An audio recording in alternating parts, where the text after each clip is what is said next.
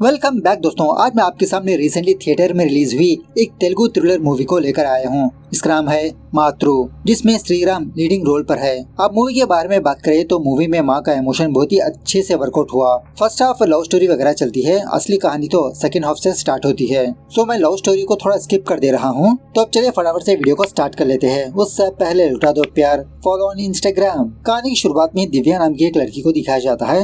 रात के समय जब दिव्या सो रही होती है तो इसका फियांसे दिव्या को फोन करके मिलने के लिए बाहर बुलाने लगता है कि दिव्या, मुझे तुमको देखने का बहुत मन कर रहा है, प्लीज एक बार आओ ना। अगर तुम नहीं आओगी तो मैं खुद तुम्हारे घर पर आ जाऊंगा। दिव्या यही कहती रहती है कि अब मैं बाहर नहीं आ सकती, मुझे बहुत नींद आ रही है, हम कल सुबह मिलते हैं ना। दिव्या का फियांस कहने लगता है, प्लीज मेरा सोना मोना, मुझसे मिलने के लिए आओ ना। मैं खुद तुम्हारे घर पर आकर तुम्हारे फादर से कह दूंगा कि तुमने ही मुझे अपने घर पर बुलाया। इस तरह से बहुत रिक्वेस्ट करने पर दिव्या अपने फियांस से मिलने के लिए अपने घर से बाहर आती है। बाहर आकर जब अपने फियांस को फोन करने लगती है, उसका फोन तो स्विच ऑफ होता है और ना ही उसका फियांस वहाँ पर नजर आता है। उसी वक्त उस हीरे की लाइट चली जाती है। दिव्या बहुत डरने लगती है। ऊपर से वो एरिया पूरा सन्नाटा होता है। जब दिव्या वापस लौटकर जाने ही वाली होती है, उसी वक्त काफी सारे मास्क वाली लड़कियां वहां पर आकर इस दिव्या को किडनैप करके ले जाते हैं। खैर दूसरे सीन में मूवी के हीरो वसी को दिखाया जाता है और इसी तरह वसी को हमेशा अपनी माँ के ही सपने आते रहते हैं। मतलब जब वसी छोटा बच्चा था उस वक्त वसी की माँ मिस हो गई, लेकिन वसी का फादर वसी को माँ की कमी कभी भी महसूस होने नहीं दिया। और इसी तरह वसी के फ्रेंड्स जब अपने माँ के बारे में बात करते हैं इसके सामने, वसी को कुछ अजीब सा होने लगता है। इतने साल होने के बावजूद भी वसी अपनी माँ को बहुत मिस करते रहता है। दूसरी तरफ एक सीआई को दिखाया जाता है और फिलहाल ये सीआई कुछ बंदों को अपने पुलिस स्टेशन पर लाकर बहुत मारते पीटते रहता है, क्योंकि रिसेंटली एक लड़की मिसिंग हो गई ना। उसी लड़की का केस ये सीआई इन्वेस्टिगेशन करते रहता है। ये लोग उस सीआई से यही कहने लगते हैं कि सर आप किस लड़की के बारे में बात कर रहे हो, हमें बिल्कुल भी आइडिया नहीं है, हमने किसी भी लड़की को किडनैप नहीं किया, प्लीज सर हमारी बात पर यकीन करिए। यहाँ पर एक और बात यह है कि शहर में ऑलरेडी काफी सारी लड़कियाँ मिस हो चुकी है, पुलिस वालों के पास एक भी क्लू नहीं होता। दूसरे सीन में उस दिव्या को दिखाया जाता है जिसको कुछ लड़कियों ने किडनैप किया था ना। इस दिव्या को किसी जगह पर लाकर बांध के बहुत टॉर्चर करते रहते हैं। वहाँ की एक लीडर दिव्या से कहने लगती है कि जो कोई भी यहाँ पर एक बार आता है, बाहर की दुनिया को भूलना बेहतर होगा, कोई भी बाहर नहीं जा सकता यहाँ से। दूसरे सीन में स्वामी नाम के एक साइंस प्रोफेसर को दिखाया जाता है।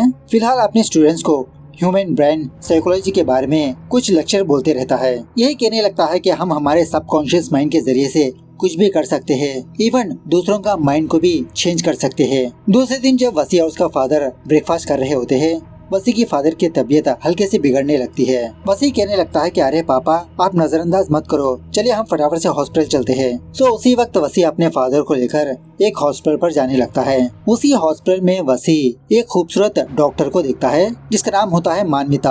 अब इसे देखते ही ये पहली नजर में फ्लैट हो जाता है। रिसेप्शन पर पूछने पर यह बात पता चलती है कि ये मान्विता एक साइकियाट्रिस्ट डॉक्टर है।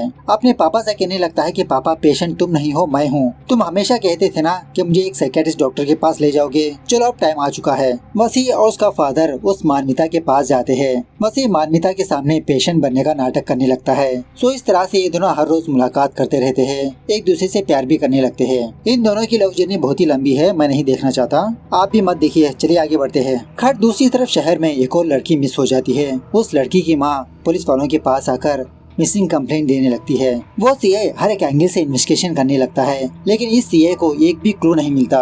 रैंडम टारगेट्स होते हैं उन लोगों के, जहाँ जी चाहा वहाँ पर लड़कियों को किडनैप करते रहते हैं। यहीं पर हमको ये बात पता चलती है कि उस सीआई की बेटी और कोई नहीं, वही डॉक्टर मान्विता है।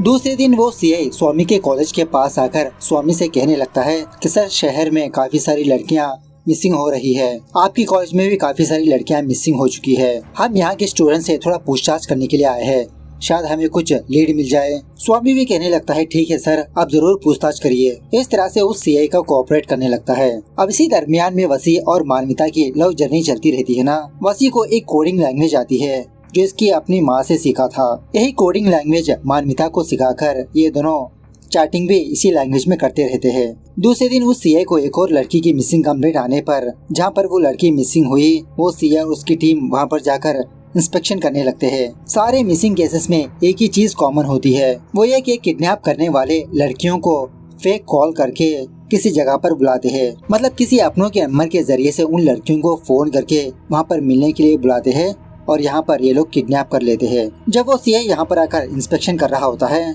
तो स्कूटी के ऊपर इसको कुछ वर्ड्स नजर आते हैं। ये वर्ड क्या है इस सीआई को कुछ भी समझ में नहीं आता।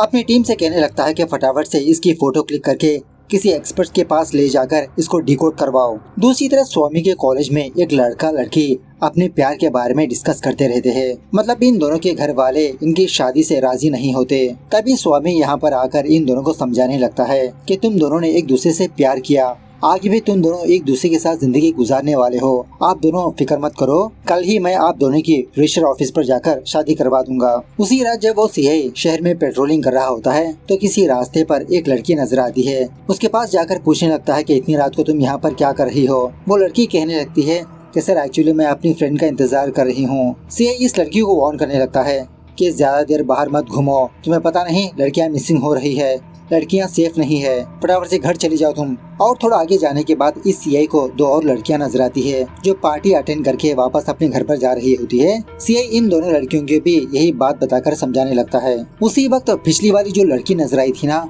उसके पास काफी सारा धुआं आकर वो लड़की मिस हो जाती है। यह सीआई तो शॉक में रह जाता है कि पुलिस वालों के सामने ही लड़कियां मिसिंग हो गई। सुबह होने के बाद एक और मिसिंग कंप्लेंट आने पर पुलिस वाले वहां पर जाते हैं और शॉकिंगली इस बार एक लड़की नहीं बल्कि एक लड़का मिसिंग हुआ होता है। वहाँ पर भी किसी पेपर के ऊपर कुछ वर्ड्स लिखे होते हैं। हर एक मिसिंग प्लेस पर सीआई को ऐसा एक कोड वर्ड मिलता है। अभी तक ये कोड पुलिस वाले डिकोड ही नहीं कर पाते। खैर उसी शाम जब वसी और मानविता किसी रेस्टोरेंट पर बैठे होते हैं तो तभी वहाँ पर कुछ मास्क वाले बंदे आते हैं, शायद मानविता को किडनैप करने के लिए। लेकिन वसी इन लोगों से फाइट करके मानविता को लेकर यहाँ से भाग निकलता है।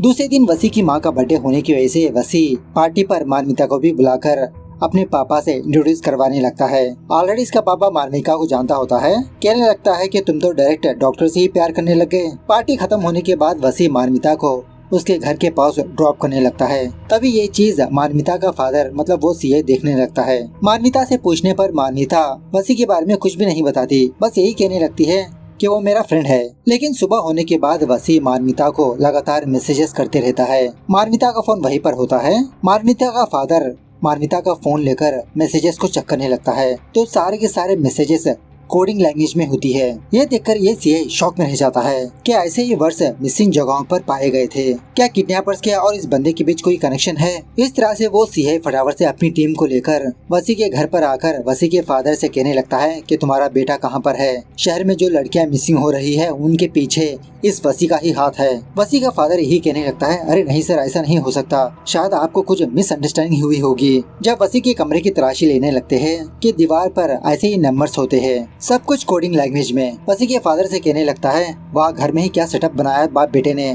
फटाफट से तुम्हारे बेटे को फोन करके यहाँ पर बुलाओ वरना तुम्हें जेल में डाल दूंगा। दूसरी तरफ वो वसी और मानविता किसी एग्जीबिशन पर गए होते हैं, बस ऐसे ही घूमने के लिए। थोड़ी देर के बाद वही मास्क वाले बंदे इस वसी के पास आकर शायद इसको भी किडनैप करने की कोशिश करने लगते हैं। वसी इन लोगों से जबरदस्त तरीके से फाइट करने लगता है। उस वक्त वो मानविता वॉशरूम पर गई होती है। इसी फाइट के दौरान वो सीआई इस वसी के पास आकर इसको गिरफ्तार करने लगता है। मेरी आंखों के सामने किडनैपर होने के बावजूद भी मैं सारा शहर ढूंढने लगा। वसी यही कहने लगता है कि सर मैं किडनैपर नहीं हूँ, जो मास्क वाले बंदे आए थे वो किडनैपर्स है। शॉकिंगली उसी एग्जीबिशन पर दूसरी तरफ वो मास्क वाले बंदे इस मानविता को अपने साथ ले जाते हैं। इस तरफ सीआई वसी को अपने पुलिस स्टेशन पर लाकर मार पीट कर यही पूछने लगता है कि किडनैप करे हुए लोगों को तुमने कहां पर छुपा के रखा, क्या किया उन लोगों के साथ? वसी यही कहते रहता है कि सर मैंने किसी को भी किडनैप नहीं किया, मैं कुछ नहीं जानता। सीआई पूछने लगता है तो फिर ये कोडिंग लैंग्वेज क्या है? वसी कहने लगता है कि सर बचपन में मैंने ये कोडिंग लैंग्वेज मेरी माँ से सीखा। मेरे बचपन में ही मेरी माँ मिस हो गई थी सर। उसी वक्त एक कांस्टेबल सीआई के पास आकर कहने लगता है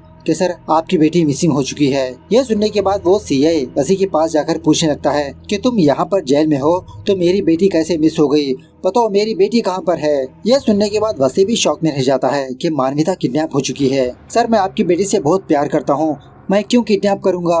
तभी वसी का फादर लॉयर के साथ यहाँ पर आकर वसी को अपने साथ ले जाता है। से पूछने लगता है कि जाने से पहले वो कोडिंग लैंग्वेज क्या है ये बताकर जाओ। इस तरह से वसी उन वर्ड्स को थोड़ा डिकोड करने की कोशिश करने लगता है। कहने लगता है कि सर ये वर्ड्स उसके इमोशन को दर्शाते हैं। पूरी तरह से डिकोड करने के लिए उसे ही पूछना पड़ेगा। घर वापस आने के बाद वसी अपने फादर से अपनी माँ के बारे में पूछने लगता है कि पापा आखिरकार मेरी माँ को क्या हुआ। इसका फादर कहने लगता है कि उस दिन मैं अपने ऑफिस पर गया था, वापस आकर देखा तो घर में काफी सारा खून लगा था और तुम्हारी माँ घर में मौजूद नहीं थी। मैंने काफी सालों तक तुम्हारी माँ को ढूंढा लेकिन तुम्हारी माँ नहीं मिली। पुलिस वालों ने केस भी क्लोज कर दिया।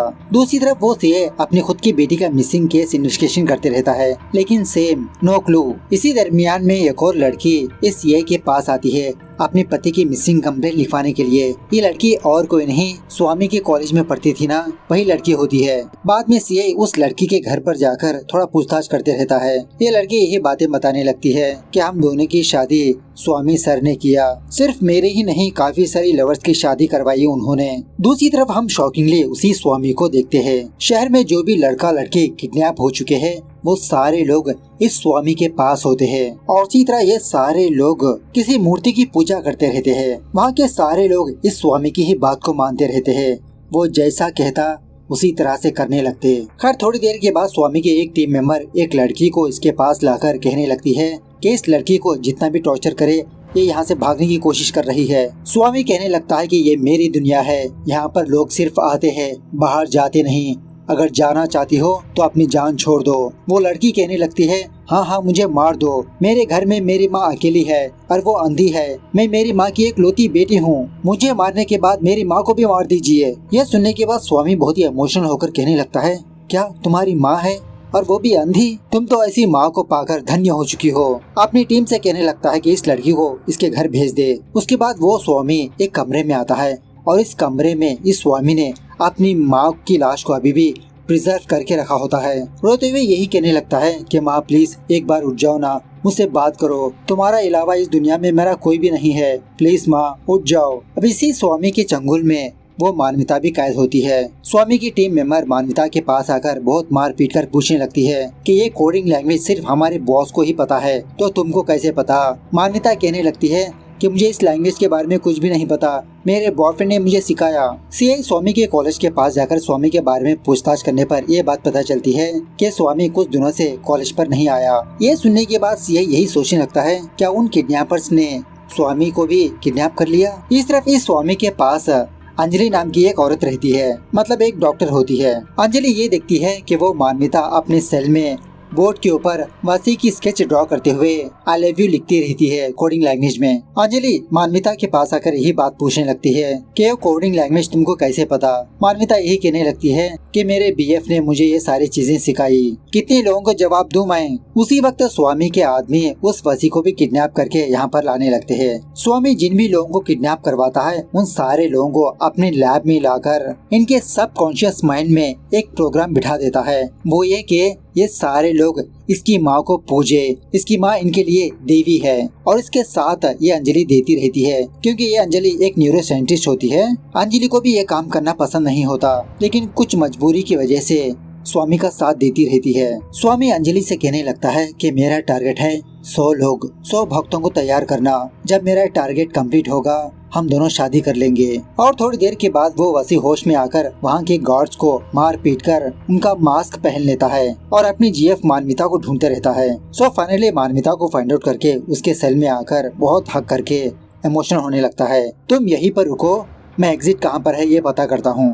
दूसरी तरफ एक गार्ड स्वामी के पास आकर कहने लगता है कि सर वो वसी अपने सेल में मौजूद नहीं और उसी तरह से हमारे कुछ गार्ड्स जख्मी है। स्वामी कहने लगता है कि फटाफट से उस बंदे को ढूंढो, ये मेरा चक्रव्यूह है, यहाँ से कोई भी इतनी आसानी से बच के नहीं जा सकता। सो बाद में सारे गार्ड्स उस वसी को ढूंढने लगते हैं लेकिन वसी इन लोगों को मिलता ही नहीं। स्वामी मान्विता को अपने पास लाकर पूछने लगता है कि बताओ तुम्हारा बीएफ कहाँ पर है। मान्विता पूछने लगती है कि आखिरकार तुम ये सब कुछ क्यों कर रहे हो। स्वामी कहने लगता है कि मेरी माँ एक देवी है, सारे लोग मेरी माँ को ही पूजना चाहिए। इस तरह से अपने अपने बारे में बताने लगता है। सीन थोड़ा सा फ्लैशबैक में जाने लगता है। जब स्वामी की माँ प्रेग्नेंट थी, डॉक्टर के पास गई थी चेकअप के लिए। वो डॉक्टर स्वामी की माँ का चेकअप करके कहने लगता है कि आपको एक बहुत ही अजीब की बीमारी है, मतलब रेयर किस्म की डिसीज है। बच्चा जन्म देने के बाद आपकी नजर चली जाएगी। अगर आप अभी से अपना अबॉर्शन करवा लोगे तो आपको कुछ भी प्रॉब्लम नहीं होगी। सो स्वामी की माँ अपने बच्चे को चूज किया अपने नजर के बदले। घर वापस आने के बाद स्वामी की माँ अपनी आँखों पर पट्टी बांध के सारे घर को घूमने लगती है कि कौन सी चीज कहाँ पर है। अगर मुझे बच्चा पैदा होगा तो मैं इसको कैसे नहलाऊंगी, कैसे खिलाऊंगी, कैसे परवरिश करूंगी। इस तरह से अभी से ही प्रैक्टिस करने लगती है। सो फाइनली कुछ महीनों के बाद जब स्वामी पैदा होता है तो तब तक इसकी नजर चली जाती है। स्वामी की माँ अकेले ही अपने बच्चे की परवरिश करने लगी। एक्चुअली स्वामी का फादर आर्मी में था, कुछ सालों पहले वो शहीद हो गया। स्वामी पैदा होने के बाद अपनी माँ की आंखें बन गया। एक दिन स्कूल में कुछ बच्चे स्वामी को चिढ़ाने लगते हैं कि वो देखो इसकी अंधी माँ आ गई। दूसरे दिन स्वामी की माँ जब स्वामी को पिक करने के लिए उसके स्कूल पर जाती है तो पता चलता है कि स्वामी स्कूल पर आया ही नहीं। स्वामी की माँ सोचने लगती है कि ये स्वामी बिना स्कूल गए कहाँ पर जा रहा है, किसी बुरी संगत में तो नहीं पड़ गया। जब स्वामी वापस अपने घर पर आता है तो स्वामी की माँ इसको बहुत मारने पीटने लगती है कि बिना स्कूल गए तुम कहाँ पर आवारागर्दी करने लगे, पढ़ना बहुत जरूरी है। स्वामी कहने लगता है कि माँ मैं 2 दिन से मंदिर जा रहा हूँ, तुम्हारे लिए मैंने पूजा रखी है ताकि तुम्हारी आँखें सही सलामत नजर आए। यह सुनने के बाद स्वामी की माँ बहुत रोते हुए अपने बेटे को गले लगाकर कहने लगती है कि बेटा दोबारा ऐसे मत करो, मेरी नजर कभी नहीं आएगी, मेरी नजर तुम ही हो बेटा, मुझे और कुछ नहीं चाहिए। खैर उसके बाद स्वामी बड़ा हो जाता है, मतलब एक प्रोफेसर बन जाता है। जहाँ पर स्वामी काम करता है उसी जगह पर अंजलि भी काम करती रहती है। एक दिन अंजलि स्वामी के पास आकर इसको प्रपोज करने लगती है। स्वामी तो पहले अंजलि पर इंटरेस्ट नहीं होता, लेकिन लाइफ में शादी की जरूरत है और ऊपर से अंजलि भी एक साइंटिस्ट होती है। दूसरे दिन स्वामी अपनी माँ के पास आकर अंजलि के बारे में बताने लगता है। इसकी माँ बहुत खुश होते हुए कहने लगती है कि एक बार उस लड़की को हमारे घर लेकर आओ ना। सो स्वामी उसी तरह से अंजलि को अपने घर के पास लाता है और एक्चुअली अंजलि को ये नहीं बताया होता कि इसकी माँ को नजर नहीं आता। जब अंजलि स्वामी की माँ के सामने जाती है इसके तो होश ही उड़ जाते हैं, बिल्कुल भी लाइक ही नहीं करती। स्वामी को साइड में बुलाकर कहने लगती है कि स्वामी तुमने मुझे अपनी माँ के बारे में क्यों नहीं बताया, अगर मैं तुमसे शादी करूंगी तो जिंदगी भर तुम्हारी माँ की सेवा करनी पड़ेगी और तुम भी हमेशा अपनी माँ के साथ रहोगे। हम दोनों साइंटिस्ट हैं, काफी सारी चीजें एक्सप्लोर करनी है हमें, मैं तुम्हारे साथ ऐसी जिंदगी इमेजिनेशन नहीं कर सकती। इस तरह से स्वामी और उसकी माँ को ठुकराकर वहाँ से चली जाती है। अब ये सारी बातें स्वामी की माँ सुन चुकी होती है, बहुत रोने लगती है कि मेरी वजह से मेरे बेटे की जिंदगी बर्बाद हो रही है। जब स्वामी भी बहुत दुखी होता है तो इसकी माँ स्वामी के पास आकर कहने लगती है कि बेटा ये देखो